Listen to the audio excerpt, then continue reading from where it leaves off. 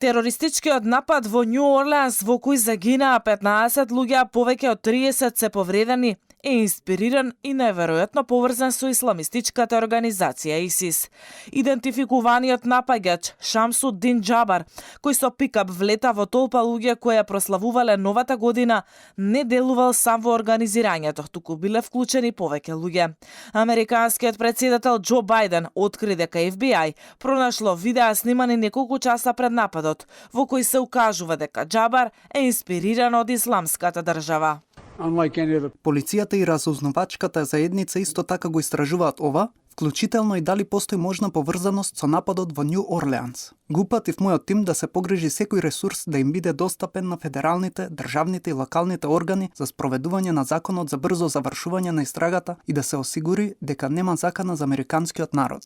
42 годишниот Шамсуддин Џабар е државјанин на САД со живеалиште во сојузната држава Тексас. Тој, според информациите, со пикап возило влетал во толпата луѓе кои прославувале новата година, а потоа излегол од возилото и почнал да пука кон полициските службеници, кои биле на местото, ранувајќи двајца од нив.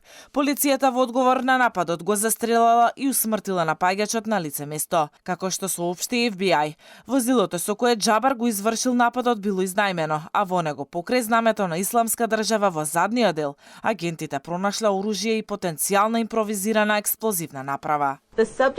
Не веруваме дека Џабар е единствениот одговорен за нападот. FBI верува дека тој може би имал помош при извршување на нападот. Го разгледуваме кругот на осомничени и не отфрламе ниту една можност во оваа фаза на истрагата.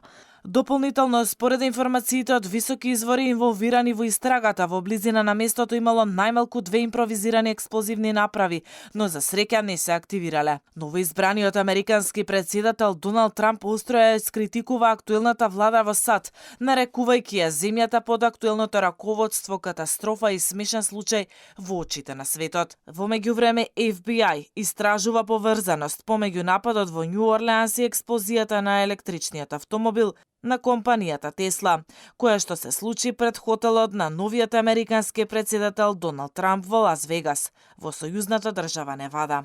Во експлозијата загина едно лице, а 7 се повредени.